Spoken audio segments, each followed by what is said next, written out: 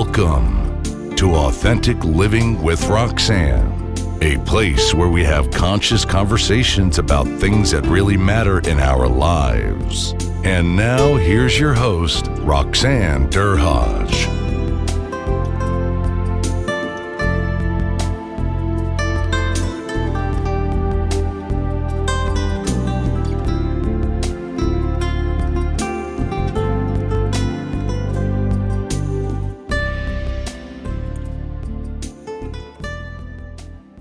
Hi everyone, it's Roxanne Derhodge. Thanks for tuning in again to Authentic Living with Roxanne. So today I have a special guest, Katherine Jansen-Byrkit, and she is someone that has I would say, a quite similar background to me in some sense. She's an author, she also speaks, she educates, and she's a licensed professional counselor with over 15 years of clinical experience. She has a holistic approach when she works with individuals to focus on personal growth, relationship transformation, and embodied wakefulness as part of one's spiritual path. So welcome, Katherine. Thank you, Roxanne. It's lovely to be with you. So I know when you and I chatted a little while back, we talked a little bit about people like you and I, we pick these fields and we go into them, and I would say based on lots of different reasons we kind of adopt the element of introspection or maybe reflecting when we deal with people. And I'm not sure that the average person kind of probably does that very often. Yeah, I would agree. That's why in the first aspect I worked with and explored in my book on wakefulness was relationship to self. And a piece of that is self-awareness. Just becoming more self-aware is transformational for so many people. They've kind of just been on autopilot. So that reflectiveness is so important and so helpful on that path of evolving and being our most conscious self. For sure. So let's talk a little bit about, did you always want to do this kind of work? Was it a passion of yours that you followed, or how did you end up doing this kind of work? Well, it was quite a journey because it really, in a way, started with trauma. My dad, he's passed now, but he was a therapist, but that was not my original calling. It was actually to be an attorney.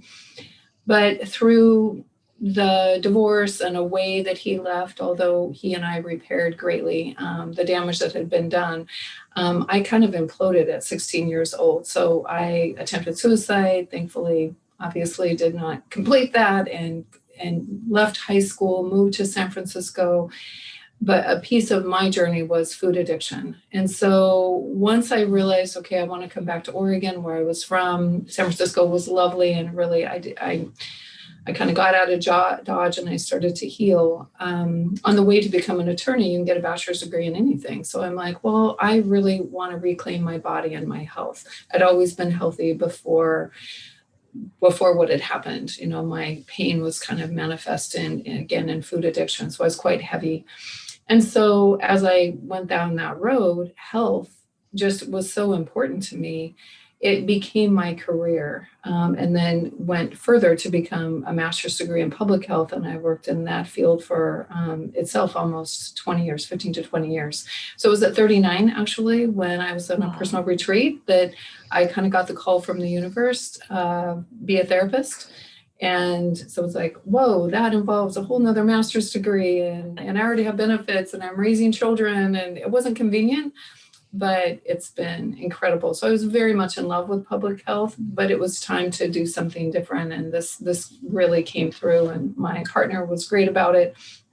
And now I've been in private practice the whole time, and I've written this book, and it's incredibly fulfilling. So I think your work feels the same to you. Yes.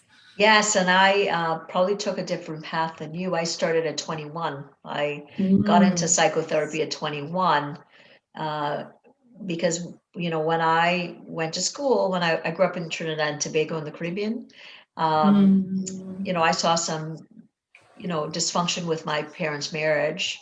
Oh, And mm, I remember thinking there's nobody to talk to back mm, then. And I remember kind of yeah, just being able to connect it at a really young age. But in connecting, I could also offer a space for others that I would speak to. yeah, And I kind of thought, maybe, I don't want to become a doctor, a lawyer, or an engineer, or a teacher. Maybe yeah. there's something I could do I love it. through talking. And that's kind of, I think at about age 12 or 11 or 12, I decided I wanted to help, and kind of took that path, and Yeah. went into school quite young, and then got into the field. My very first job was responding to trauma, victims of crime at Mm, 21. And now I think back, wow. what did I know at that point, right? And Yeah, yeah, have loved it and been able to do lots of different things in the field since. So let's yeah. let's pick up on that whole concept of that authentic self. That I talk a lot about that, and about awareness, Mhm, and really, mhm, spending that time in that internal space. I would say that, in the last year and a bit, the world has been forced to become more conscious. mhm. And what you're seeing with people that you deal with, and how are they dealing with, I'm going to say it's almost like a beckoning to consciousness, or Yeah. recognizing that maybe their own consciousness is getting in their way. What have you been seeing with the people that you've been dealing with? Well, I think for many people, COVID, as it was incredibly frightening, if not the hardship of getting ill or losing a family member, was very much a wake up call. And wake up calls can go a lot of different directions. Wake up calls can be, I'm really in an unhealthy relationship and it's time to go. A wake up call can be, I want to know I have immunity, or a strong immune system, so I'm going to take different care of my body, even though I can't be as active because I can't go to the gym. So I've been saying to my clients throughout the year, we don't have to get back on all the horses. Just because life will go back to what we experienced as normal, we've changed. Something is different, and that's a good thing. And again, it comes with hardship, and I want to be so respectful of that. Even just the social justice stuff that happened in the middle of all of this, with the trial happening in the States for George Floyd today, I believe it starts, Oh, and yes. realizing between the toxicity of individualism and our loss of true community and, in a way, tribe, and then with COVID, loss of tribe because I can't see my people, I can't touch my people. That excites me to think about some of these things actually, and there are deeper themes about how important we are to one another. We know that for babies can be impacted in terms of touch and love and attachment failure to thrive, but we are all that. So to me, I just am coaching and counseling clients to really listen to that inner voice, the inner voice within. And again, who you are in 2021 now might be a different authentic you than a year ago, with all that you've experienced. Mhm. So what do you find, when I've been coaching people, people have massive anxiety, and Mhm. they're also having a lot of issues sleeping. Those seem to be the Mhm. two main pervasive things. Is that something that you're also kind of having people um, Yes, present yes, with? Okay. yes. Yeah, and I seem to draw, though I professionally and personally have no judgment for those that are helped by medication, especially when you combine therapy. But and I seem to draw a lot of clients that are trying to really walk the walk on their own. So they don't want to take a sleeping pill at night, and they are very anxious.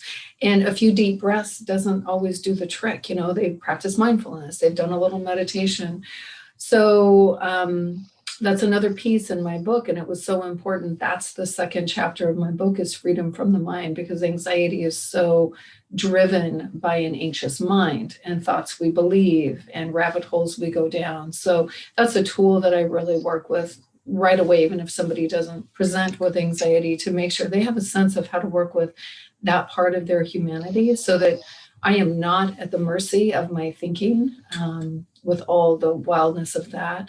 So, sometimes it's inner dialogue kinds of work. Sometimes it's about being honest about lifestyle in terms of the contribution that can make to overall health, which includes sleep and less anxiety. I love that you said that in the intro. I really try to pull together a holistic kind of approach to wellness. And so I think body practices are hugely important in contending with anxiety.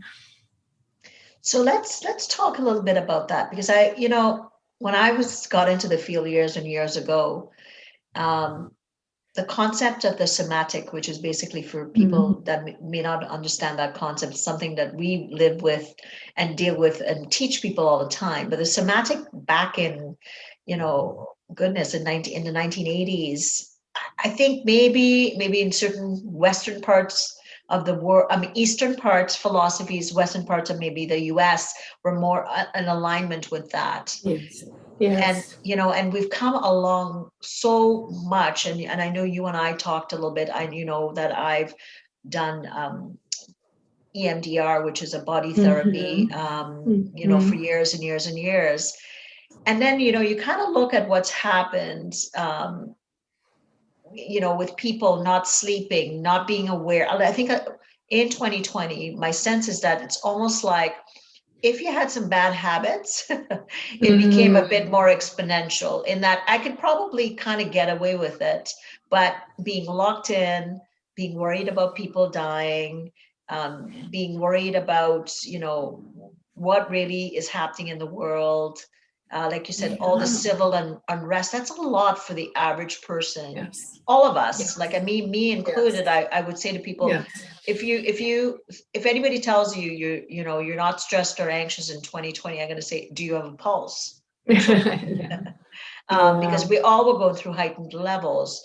But let's talk a little bit about what you do with your body, right? Because, like, to your point, like, people say, oh, I'm anxious, and people say, oh, take some breaths, or go, do little things. And we know that anxiety is a whole, to recover from anxiety, there are so many variables that you have to get into. So let's talk a little bit about the body and how that plays through with the mind. That. Yeah, well, so kind of the body follows wherever the mind goes. So just to reiterate, we want to start with, can I be in this moment? Can I not follow every thought and believe it? And that will start to settle the nervous system. But then body practices and deeper body practices, like you say, a few breaths, maybe did it in 2018 or 2015, but there's a whole nother level. And I would even say the politics last year were another thing. And then in the Pacific Northwest, we had wildfires. It was like one thing. It was a pylon. And it was like, well, okay, so you are resilient, and we have to dig deep and kind of find a new threshold. And so the tools in the wheelhouse to deal with how the human system is absorbing all of that. Because even if we tell ourselves it's okay, there's a level of angst because of the uncertainty. We were going to just flatten a curve for 2 weeks, and then it was just going to be till June, and then it just snowballed. And so that what I also teach is just appreciating there. As much as you can establish a sense of safety and kind of have that conversation with your body, actually, about that you can feel scared and we don't know if we're going to get COVID, but right now and in this moment, we are safe. I think much deeper states of that were necessary for people to find. And so if you've never had, conversation with your body, that's a great place to start. If you don't know how to kind of do some soothing exercises, whether it's yoga, whether it is longer meditation and deeper breathing and breath work, even massage, just having body work done is a way to just kind of think about your system as a whole system that needs to be soothed. Mm-hmm. That concept, I know you and I know what that means, but let's kind of dissect that a little bit more for people, because I often say, to people, when you were young, you had that warm, fuzzy blanket that you kind of probably took around as a child. But as adults, we're kind of like, we don't want to kind of dialogue about that kind of stuff, right? It's kind of like we're supposed to keep it hidden. But I would say that this has been brought to the light that much more, in the last little while. So like, what's your routines? And, a lot of businesses, executives talk about rituals and stuff like that. But it's so much deeper in that. I know for myself, Katherine, for instance, I walked through the snow sometimes for an hour and a half a day, sometimes just because I was stuck in my house and then doing the kind of work that we did. And a friend of mine and I would walk sometimes upwards of 3 to 5 times a week. Yeah. And, she said to me the other day, and I agreed with her, she said, I think we protected our mental health really, really well through this time. And, I walked alone, but I also walked with her, which was a difference. And, and that was something, and I walked, but I had never walked in such a way that I got clarity, even when I didn't even think I was looking for clarity. Yeah, I hear you. There's some research, and I can't quote it, I apologize, but that couples actually do better if they walk and talk versus they just sit down to process something. That's just kind of an aside I'm thinking of. But the monotony, the lack of mobility, and the profound aloneness, those things. So even I was thinking of this when you were a young therapist at 21, you might not have known a lot about how to really work with that level of trauma. But what you did, Roxanne, was provide company. And I think what I have over the years of my clinical practice, as much as in my personal life, but especially seeing the power of undoing aloneness, rather than analytics and problem solving. And of course, we can't fix COVID. We had to deal with COVID. So there wasn't a problem we could fix. We had no control. But undoing aloneness, so you were with a friend some of those times, that's huge for our mental health. Again, that sense of getting out of this individualism that is so unhelpful. But then I was saying to people, mix it up, move your body. You can't fly anywhere. You're not going someplace, but just go to a different room for your next Zoom call. Don't do Taco Tuesdays, or put something different in them this week to spice it up. It's just so long to be in what, the research would say just as like forced isolation. They've done research on it, with astronauts and other groups, and people go a little very wild toward the end. It's called third quarter restlessness. And so just working with our own system, as it sounds like you did, and kind of seeing what you can do, because there was so much loss in what we couldn't do. And again, no endpoints. So we couldn't keep waiting for it to maybe turn around next month, or, and hope we didn't get a spike.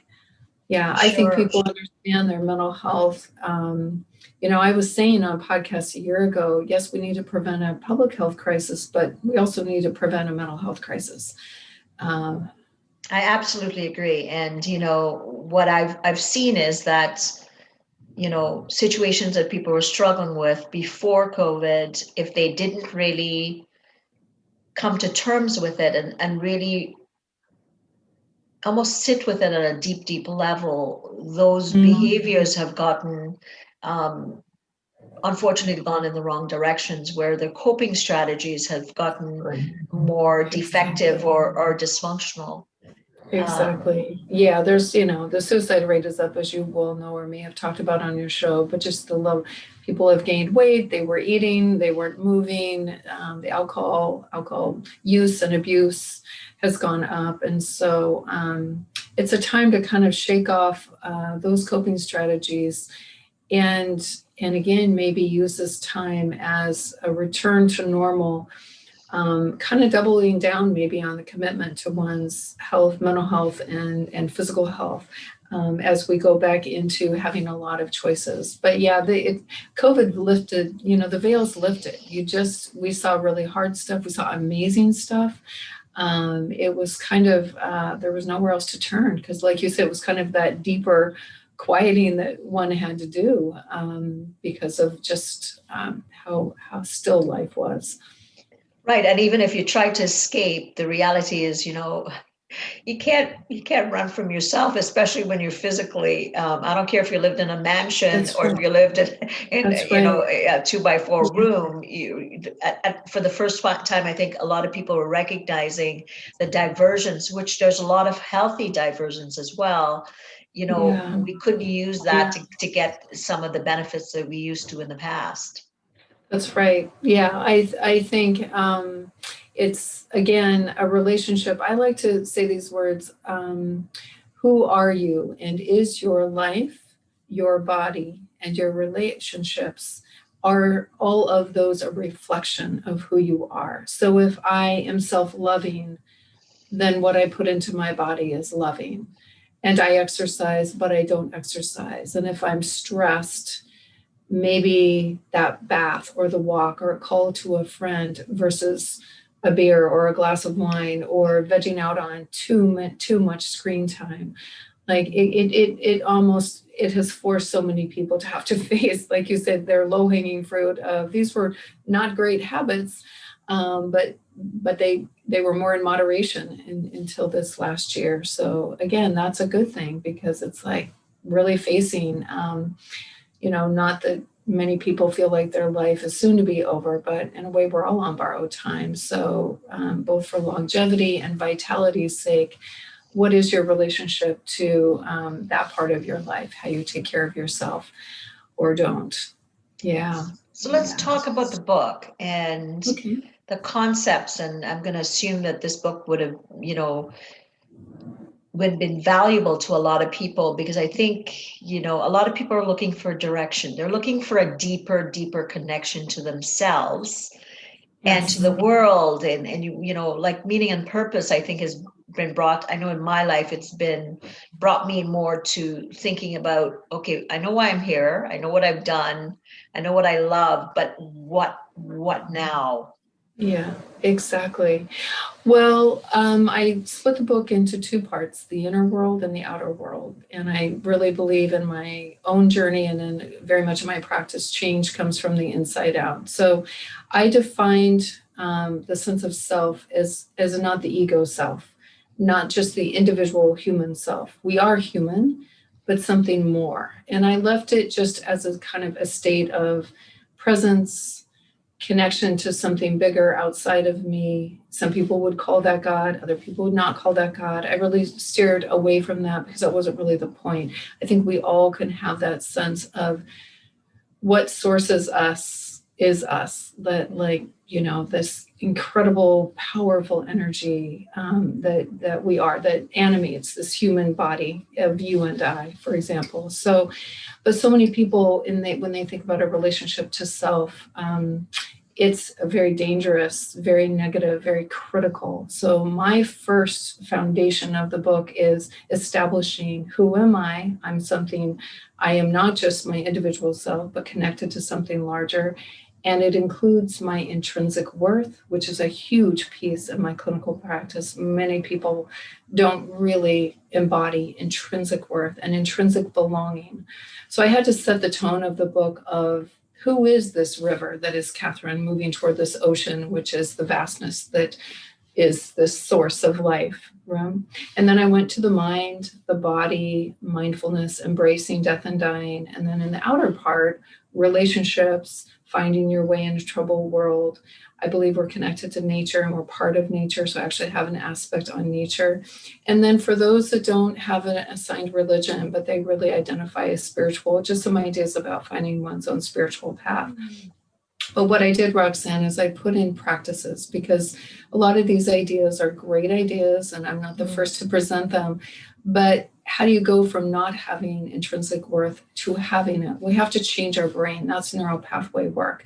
So I would have an idea in a section. I would have practices to start to manifest that in one's life. And then I would have an inspiring story from the field. So most of them weren't me. I have a few of my stories.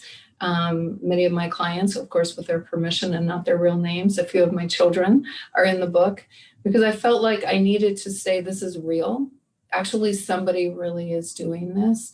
Like I have a client who was diagnosed with bipolar, and that used to be his only definition of himself. Mhm. And in the section, it's called Path versus Pathology. He still takes medication, although a lot less.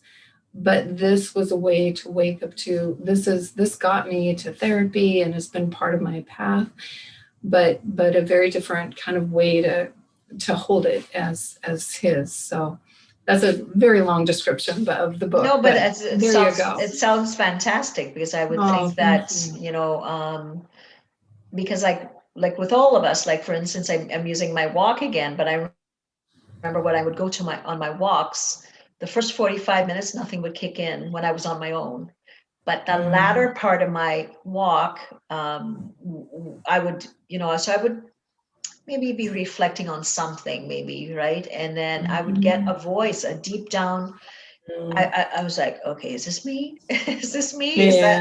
And then I would get these messages that would say, hey, whatever, I was thinking about, maybe you should think about this, or have you considered this? And I'm like, and then I'd be telling my sister after, and she goes, okay, you okay? I'm like, I'm fine. But then I realized that it was basically messages that were coming from a bigger space within, from wherever.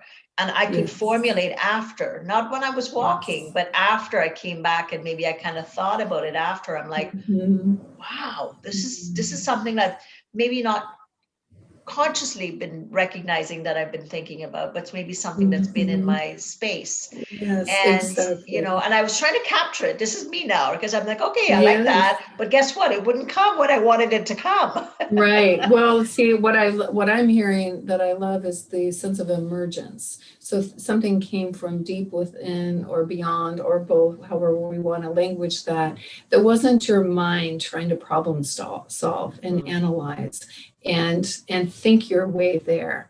And so there was movement.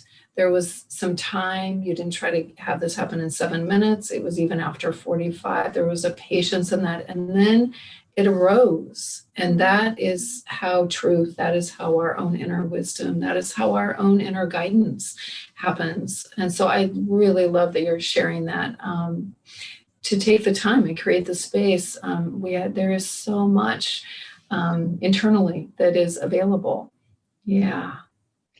So let's say the average person is listening and they go, okay, Roxanne and Katherine, this is all sounds well and good. You two kind of, hang out in that space. But I'm having a tough time. I'm anxious or depressed. I'm stuck at home potentially until, whenever, or, I'm juggling a spouse and working at home with my children and all that stuff. Where do I just start? Like to start? I hear you. Well, and I wrote the book, each of these aspects you can actually dive into. So say all of a sudden I have some kind of a person in my life with a terminal illness. I might start with embracing death and dying and beginning to think about how does one actually navigate that wakefully. My book is all about the grit, because I've had a temper. And I had to really face that and face the consequences of that. I am 30 years into my marriage, though I'm a kid of a divorce. So I'm always amazed that we're doing it with 6 children and 10 grandchildren, and we have a huge tribe. And it's really in the messy that is the powerful stuff. This isn't about you and I just having a nice conversation conceptually about what it is to be awake and live consciously. It's actually in the hard stuff. And so to me, it's not, transcendent of our circumstances. It's through our circumstances. So if we can meet, for example, that anxiety and depression without judgment and with curiosity and shame and without shame, wow, now I'm experiencing this, not I am depressed kind of thing. And where do I go? And if I listen deeply, what would my depression speak to? What do I know? Whatever is sourcing that would, if we are aware and we make space for that awareness, it will often come, or with the help of a professional or a coach. And so I think we always have to start right where we are. If we have a difficult relationship in our lives, we go very slowly and simply, and we start there. So what is one way this relationship and I in it could be myself at best and differently than I've been? And then I'm part of a changing dynamic, even though I'm not trying to change someone else. So I come, as you can tell, from a quite an empowerment kind of place, that there's a lot that pulses within us in terms of the influence we have over our own lives. But people can feel pretty downtrodden, feel pretty hopeless, feel pretty separate from others. And so we don't know that we have those capacities always, for sure. So for people that would want to, kind of look at, what my intrinsic value is, or I'm going through loss, or I'm petrified about loss because, of where we're at, and we're talking about the first vaccine and the second one, and we're not going to be completely fine, and we may never be fine. So that fear, is real, in a lot of people's brains. Yeah. Where could they pick up the book, or even reach out to you to be able to gain more information? Sure. Well, if they want a signed copy, they can go to my website, which is harborglowholistic.com. But the book River to Ocean, Live in the Flow of Wakefulness is also on Audible if they want to listen. I have a great narrator, a wonderful woman named Leslie Howard, who narrated it. And it's also on Amazon and Barnes & Noble, some of the independent sources. So there's different ways to get a hold of the book. And I wrote this book because for some people, they won't ever see a therapist. They can't afford a therapist. And there have been so many therapists and spiritual teachers that have helped me, and I can be my children's therapist. I really wrote this book as a handbook. You're going through this, see, there's hope. Basically, it feels like a book of hope. And again, not a memoir, but my story is throughout, and I have had my own struggles, and I decided to be super transparent about that because I think that's how we can offer that hand to someone else and undo their aloneness, even though I may not meet them. My practice is super full, so I'm not necessarily taking a lot of new clients, but I do retreats as well. So I've had people sometimes do wakefulness retreats or couples retreats. I do a lot of couples work. So awesome. I would love to hear from your listeners. Awesome. Well, thank you so much for sharing your wisdom. Mm-hmm. And for everybody, what's one thing I'm taking away? Do not underestimate the impact of movement and what it allows you to do, which is to get out of your conscious mind and get into your unconscious space. And every time you think, oh, I don't know what to do, to Katherine's point, just say, what are you trying to tell me? What are you trying to show me? And, that's a space that we all have within ourselves. And I always call it that deep, authentic voice, but we need to quiet the noise and of our digital spaces, which is robbing us of that peace of mind to be able to listen. So try, even if you start just for 5 minutes to slow your mind. It's like anything else. It's like, doing a bicep curl. It gets easier each and every time, even though it might be painful at first, which we all know that slowing the mind and listening to the body is not an easy thing. So Katherine, thanks so much for your time again. And thank you for having me. And all the information about being able to connect with her will be in the show notes. And for myself, if you're looking for guidance on authentic leadership, either at home or at work, you can reach me at roxannedurhodge.com. Thanks for tuning in to Authentic Living with Roxanne, creating the space for positive, healthy change. Roxanne is a keynote speaker, psychotherapist, and coach. To work with Roxanne, visit roxannedurhodge.com/blueprint. We'll see you next time on Authentic Living with Roxanne.